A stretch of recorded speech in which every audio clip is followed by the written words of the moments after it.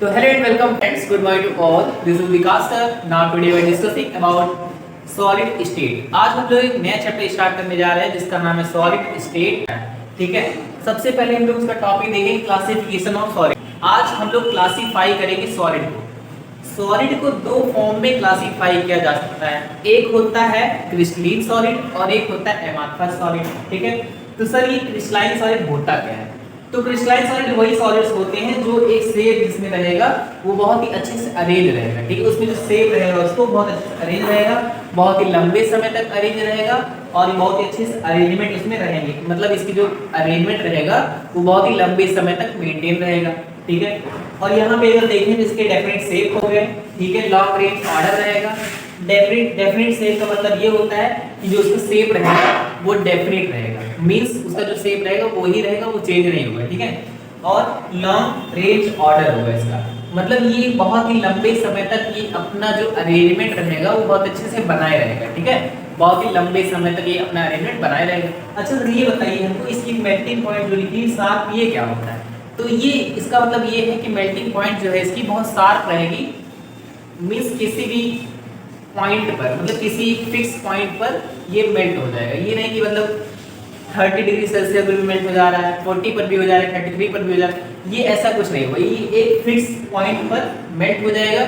इसी वजह से कहा जा रहा है कि शार्प मेल्टिंग पॉइंट इसकी होती है। ठीक है, शार्प एज ऑन कटिंग मतलब इसकी जो एज रहेगी वो शार्प रहेगी। ठीक है, मतलब कट करेंगे तो उसका जो किनारा होगा वो शार्पली कट करेगा। ठीक है, उसके बाद देखेंगे ये हमारा एनाइसोट्रॉपिक इन नेचर। सर ये तो हमको समझ नहीं आ रहा एनाइसोट्रॉपिक क्यों लिखा है इसमें? तो एनाइसोट्रॉपिक का मतलब ये होता है कि हम लोग डिफरेंट डायरेक्शन पर जाएंगे। जैसे यहाँ पे हमने बना के दिखाया है कि इसमें ये येलो वाले हैं और पर्पल वाले हैं। ठीक है, तो ये येलो अलग पार्टिकल है और पर्पल अलग पार्टिकल्स है। इसमें देखेंगे तो पार्टिकल्स को हम लोग, तो यहाँ पे हम लोग डिफरेंट डायरेक्शन जाते समय हम लोग को यहाँ पे डिफरेंट डायरेक्शन जाते समय हम लोग को डिफरेंट फिजिकल वैल्यूज मिलेगी।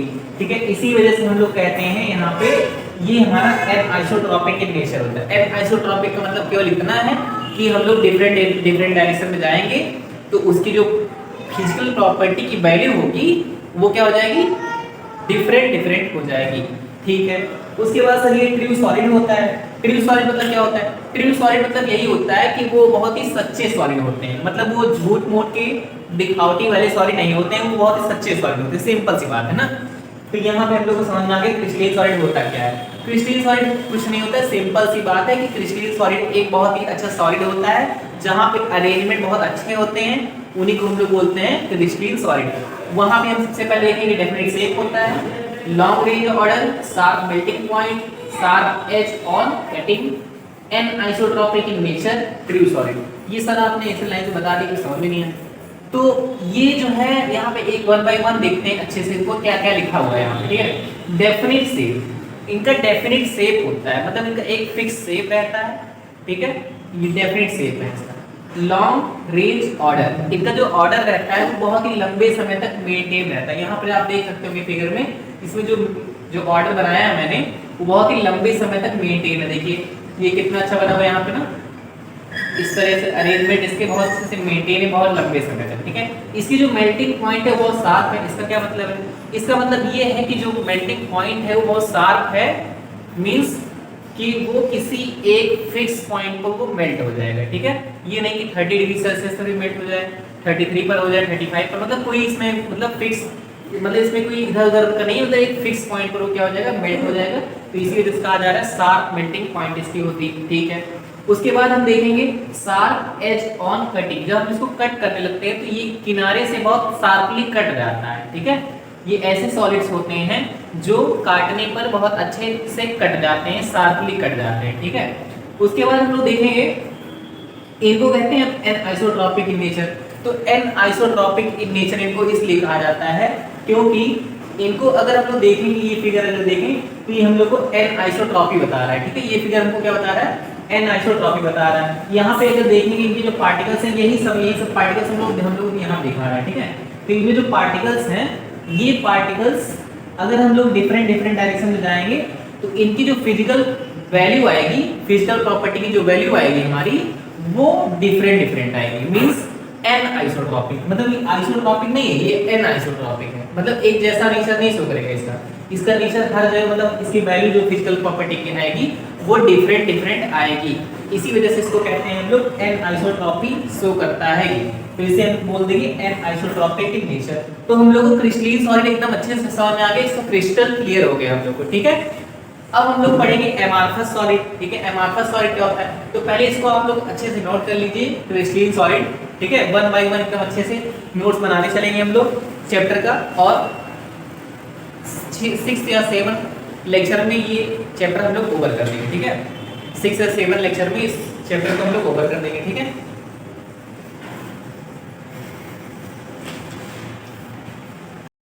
तो क्रिस्टलीन सॉलिड का 2 एग्जांपल देख लेते हैं, 2 एग्जांपल है क्रिस्टलीन सॉलिड के, वो एक NaCl है और एक क्वार्ट्ज है, ठीक है। NaCl सोडियम क्लोराइड कहते हैं और क्वार्ट्ज, ठीक है। ये 2 एग्जांपल है क्रिस्टलीन सॉलिड के, ठीक है। जैसे कि आप लोगों ने देख लिया क्रिस्टलीन सॉलिड क्या होता है, अब हम लोग देखते हैं एमार्फस सॉलिड क्या होता है, ठीक है। एमार्फस सॉलिड वो सॉलिड्स होते हैं जो कि झूठे सॉलिड होते हैं, ठीक है। इनको सूडो सॉलिड भी कहते हैं, ठीक है। क्या कहते हैं इनको हम, सूडो सॉलिड भी कहते हैं, pseudo solid, pseudo solid. Pseudo solid मतलब ये होता है कि झूठे सॉलिड होते हैं, ठीक है। ये दिखावटी सॉलिड होते हैं, ये असलियत में सॉलिड नहीं होते हैं, ठीक है। यहाँ पे देखेंगे एग्जांपल्स हमारे हैं रबर, ग्लास, प्लास्टिक, ये सब हमारे कौन से एग्जांपल है, ये एमार्फस सॉलिड के एग्जांपल है, ठीक है। एमार्फस सॉलिड को हम लोग आइसोट्रॉपिक नेचर का होता है, ठीक है। ये हमारा जो एमार्फस सॉलिड होता है ये आइसोट्रॉपिक नेचर का होता है, ठीक है। आइसोट्रॉपिक नेचर का मतलब ये होता है कि हम लोग किसी भी डायरेक्शन में जाएंगे तो ये जो इनकी फिजिकल प्रॉपर्टी रहेगी उसकी जो वैल्यू आएगी वो सेम आएगी, ठीक है। मतलब इसका ये है आइसोट्रॉपिक, मतलब आइसो मतलब क्या होता है, सेम होता है, ठीक है। आइसोट्रॉपिक मतलब जो फिजिकल प्रॉपर्टी होगी, इसकी फिजिकल प्रॉपर्टी की जो वैल्यू होगी वो सेम आएगी हर एक डायरेक्शन में, ठीक। किसी भी डायरेक्शन में रहेंगे उसकी जो आइसोट्रॉपिक मतलब उसकी आइसोट्रॉपिक नेचर शो करता है, इसी वजह से उसकी जो फिजिकल प्रॉपर्टी रहेगी उसकी जो वैल्यू होगी वो सेम आएगी, सीधी सी बात है, ठीक है।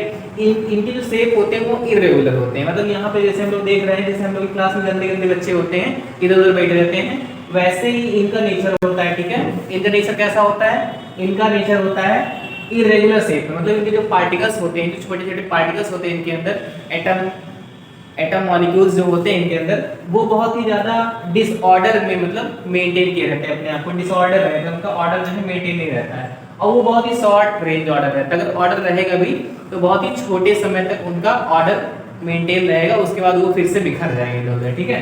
यहाँ पे देखेंगे इनको हम लोग इरेगुलर शेप बोलते हैं, कि इनका जो शेप होता है वो इरेगुलर होता है, यहाँ पे रेगुलर शेप नहीं होता, जैसे कि इसमें हम लोग देखा था कि क्रिस्टलीन जो सॉलिड होता है उसका जो शेप होता है वो कैसा होता है, वो रेगुलर शेप होता है, वहां पे हम लोग का एक डेफिनेट शेप मिलता है, बट यहाँ पे डेफिनेट शेप नहीं मिलता, इसका शेप कैसे मिलता है, रेगुलर नहीं मिलता है, ये इरेगुलर शेप मिलता है, ठीक है। और इसका जो ऑर्डर होता है वो शॉर्ट रेंज ऑर्डर होता है, ठीक है। इसका जो ऑर्डर होता है वो शॉर्ट रेंज ऑर्डर होता है, इसका मतलब ये है कि ये बहुत ही कम समय तक अपना ऑर्डर मेंटेन किए रहते हैं, ठीक है। यहाँ पे थोड़े समय लिए मेंटेन है, उसके बाद सब डिस्टर्बेंस हो गया, यहाँ पे जो कॉन्स्टिट्यूएंट पार्टिकल्स है वो सब इधर कहीं थोड़ी जगह यहाँ पे बना हुआ है, थोड़ा सा कहीं यहाँ पे ज्यादा बनाया गया है और कहीं ऐसे होता है यहाँ बिखरे हुए हैं बहुत अच्छे से, मतलब यहाँ पे अरेंज नहीं है, ठीक है, वेल अरेंज नहीं है। यहाँ पे कहेंगे melting point in range over temperature, इनकी जो मेल्टिंग पॉइंट होगी वो रेंज में होगी, मतलब यहाँ पे मेल्टिंग पॉइंट तो मेल्ट हो जाएगा 30 पर भी मेल्ट हो सकता है, 31 पर भी, 33 पर, मतलब इसका मेल्टिंग पॉइंट कोई फिक्स नहीं है, किसी भी रेंज पे मेल्ट हो सकता है, ठीक है। जैसे कि हम लोगों ने देखा था क्रिस्टलीन सॉलिड में उसका जो है एक फिक्स मेल्टिंग पॉइंट होता था, लेकिन यहाँ पर ऐसा कुछ नहीं है, इसकी जो मेल्टिंग पॉइंट है वो फिक्स नहीं होगी, ठीक है। ये किसी मतलब एक रेंज पर ये मेल्ट हो सकता है। यहाँ पे हम लोग देखेंगे इसका इरेगुलर एज ऑन कटिंग, जब हम इसको कट करते हैं तो इसका जो मतलब किनारा होता है वो थोड़ा इरेगुलर आ जाता है, मतलब उसका शेप बहुत अच्छा नहीं रहता, वो इरेगुलर टाइप का होता है, ठीक है। यहाँ पे देखेंगे ऑन हीटिंग एमार्फस, अगर हम लोग एमार्फस को हीट करते हैं तो थोड़े समय के बाद कुछ टेम्परेचर बढ़ाने के बाद हम लोग को वो क्रिस्टलीन सॉलिड में चेंज हो जाता है। ये बहुत ही बड़ी टॉपिक है, बहुत अच्छी टॉपिक है ये हमारी, बहुत अच्छा पॉइंट बनता है कि हम लोग एमार्फस को क्रिस्टलीन में चेंज कर सकते हैं, मतलब कि अगर एमार्फस को हम लोग क्या कर दें, टेम्परेचर दे देते हैं ज़्यादा, तो वो हमारा क्रिस्टलीन में बदल जाएगा। तो यहाँ पे हम लोगों ने सारा देखा एमार्फस सॉलिड के बारे में। एमार्फस सॉलिड के एग्जांपल रबर, ग्लास, प्लास्टिक, ये सारे इसके एग्जांपल हो गए। और ये आइसोट्रॉपिक नेचर शो करता है, ठीक है। आइसोट्रॉपिक नेचर शो करने का ये मतलब है कि किसी भी डायरेक्शन में अगर देखेंगे कि इनके जो कॉन्स्टिट्यूएंट पार्टिकल्स होते हैं उनकी जो फिजिकल प्रॉपर्टी की वैल्यू होगी, जो फिजिकल प्रॉपर्टी की वैल्यू होगी वो सेम आएगी, ठीक है। यहाँ पे देख रहे हैं जैसे डिफरेंट डिफरेंट शेप दिख रहा है, यहाँ पे इरेगुलर टाइप का शेप दिख रहा है ना, तो इसीलिए कहा जाता है यहाँ पे शेप इसका कैसा रहेगा, इरेगुलर रहेगा। ये मतलब किसी भी एक मतलब सॉलिड के अंदर की बात हो रही है, ठीक है। किसी भी सॉलिड के अंदर जो कॉन्स्टिट्यूएंट पार्टिकल होते हैं वो इस तरह अरेंज होते हैं, ठीक है, बहुत ही उल्टे से मैनर में। जैसे हम लोग की क्लास में गंदे गंदे बच्चे इधर उधर बैठे रहते हैं उस टाइप के, ठीक है। और इसमें जैसे अच्छे बच्चे बैठे रहते हैं, थोड़ा अरेंज होगा सही से, है ना, उस टाइप का इसमें होता है क्रिस्टलीन सॉलिड में। मैंने फिगर दिखाया था कैसे बनता है इसका, ठीक है।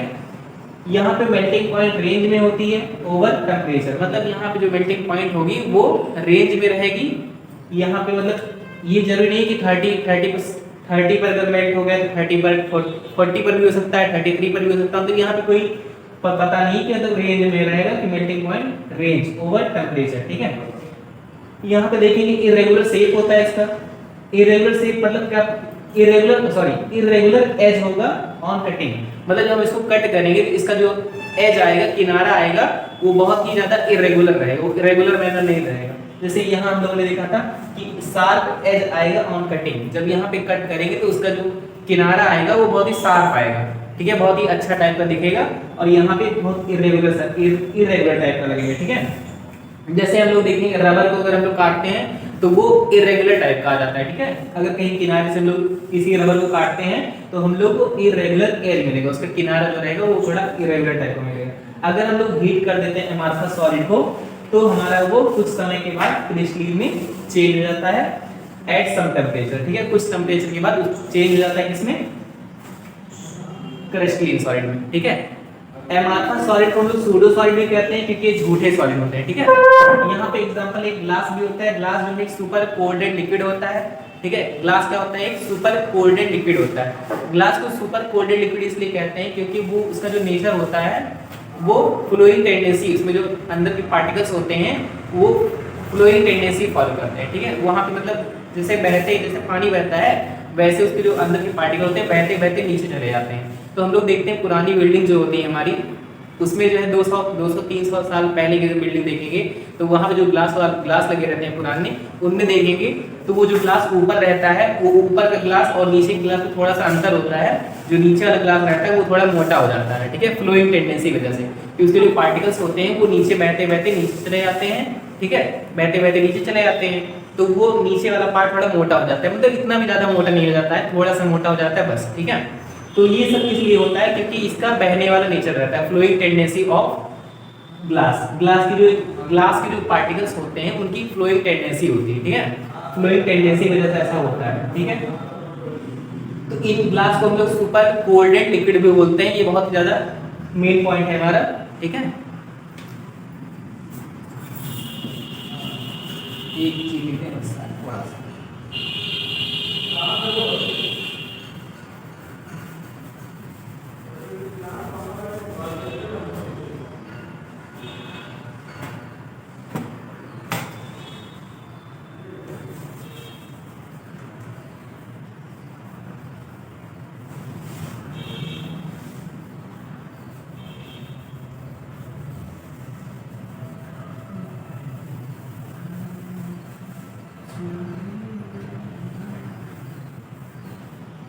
बहुत गर्मी हो रही है,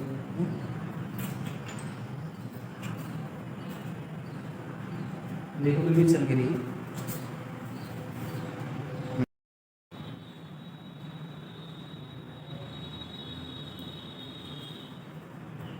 तो ये मैंने लिख दिया कि glass are super cold liquid, ठीक है। इनको सुपर कोल्ड लिक्विड इसलिए कहते हैं क्योंकि इनके जो पार्टिकल्स होते हैं उनमें फ्लोइंग करने वाला नेचर होता है, ठीक है, due to flowing nature of particle of किस चीज के पार्टिकल, ग्लास के अंदर जो पार्टिकल्स होते हैं छोटे छोटे कॉन्स्टिट्यूएंट पार्टिकल होते हैं उनके बहने वाला नेचर होता है, वो ऊपर से बहकर नीचे चले जाते हैं, लेकिन बहुत मतलब लॉन्ग प्रोसेस होता है ये, मतलब ऐसा नहीं कि तुरंत हो जाएगा प्रोसेस, ये 100 साल 2 साल 200 साल ऐसे मतलब जब लगा रहेगा 100 200 साल ऐसे लगा रहेगा ग्लास, तो उस पर हम लोग देखेंगे कि नीचे वाला जो ग्लास रहेगा वो थोड़ा मोटा होने लगेगा और ऊपर वाला थोड़ा सा पतला हो जाएगा, हल्का हल्का इसमें डिफरेंस आता है। ये हम लोग बहुत ही अगर ध्यान से देखेंगे तभी हम लोग को दिखाई देगा, ठीक है। इस तरह हमारा खत्म होता है क्रिस्टलीन और एमॉर्फस सॉलिड। हम लोगों ने देखा क्रिस्टलीन सॉलिड क्या होता है और एमॉर्फस सॉलिड क्या होता है। सिंपल सी वे में खाली ये है कि क्रिस्टलीन सॉलिड वो सॉलिड्स होते हैं जिनके जो शेप होते हैं वो बहुत ही ज़्यादा फिक्स, बहुत ही अच्छे से डेफिनेट शेप होता है, बहुत अच्छे से अरेंज रहते हैं, जैसे हम लोग की क्लास में अच्छे बच्चे अरेंज रहते हैं। और ऐसे ही हमारा एमॉर्फस सॉलिड है। एमॉर्फस सॉलिड वो सॉलिड होता है जिसमें इरेगुलरिटी आ जाती है, ठीक है। इसमें जो अंदर के पार्टिकल्स होते हैं उनमें बहुत इरेगुलरिटी आ जाती है, जैसे हमारे क्लास के बच्चे बहुत ही इरेगुलर वे में बैठे रहते हैं, गंदे बच्चे, ठीक है। तो ये इस तरह हमारा सारा टॉपिक खत्म होता है। तो थैंक यू क्लास, इस तरह हमारा लेक्चर खत्म होता है।